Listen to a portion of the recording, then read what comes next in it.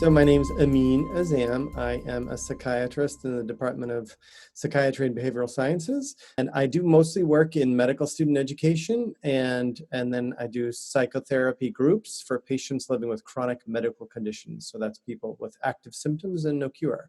I wanted to talk about experiencing a major depressive episode in my intern year, my first year at UCSF way back in 1999.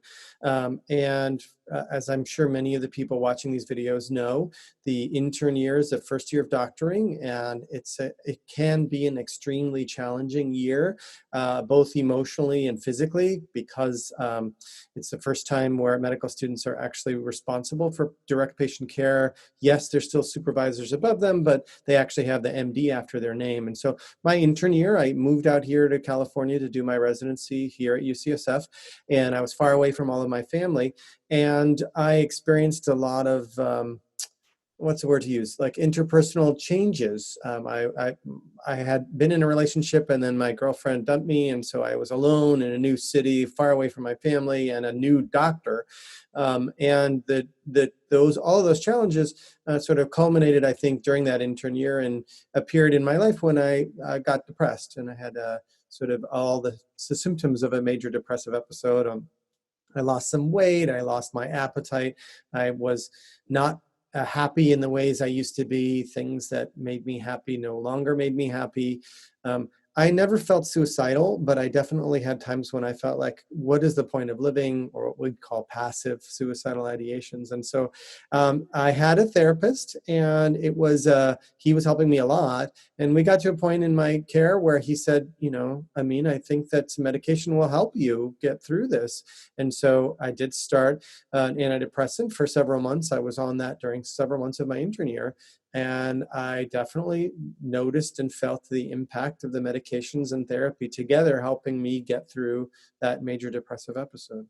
As an intern, the most challenging thing pre-COVID-19 anyway is time management. You're just very busy, working very hard, lots of hours in the hospital and clinics, and you haven't learned how to be as efficient as you can be yet, because you're still learning the ropes of your specialty. So the key tips I think around that are time management strategies and skills, right? So making sure that you do all that you can to be focused and efficient at work, so you can be fully as balanced as possible when you're at home. So when you're out of the hospital and clinics, that you're able to focus on your personal life and then the things that give you joy and meaning and purpose. At the time, I didn't feel as comfortable as I wish I had been. The irony here is that, like, I work in the Department of Psychiatry, and so I was in a psychiatry residency. If there's one part of the hospital system and one subspecialty in medicine that would have been completely understanding of what I was going through, we would hope that it would have been my department and my sort of supervisors. And I have every reason to believe they would absolutely have been supportive had I disclosed and shared with them. I think that at the time, mental health stigma remained a prominent challenge. It still is a challenge today. I'd like to believe we're way further along than we were in 1999.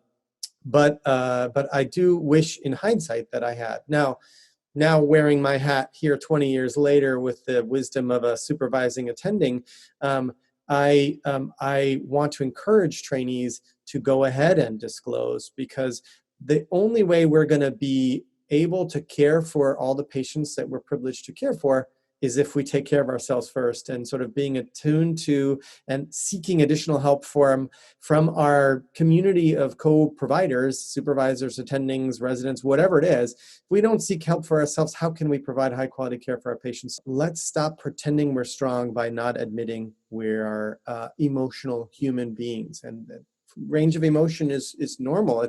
It's wonderful to express a full range of emotion. We need to make sure to do that in healthy, safe ways. And they say, if the oxygen masks fall and you're traveling with someone who needs assistance, they always tell you to put your mask on first before helping others.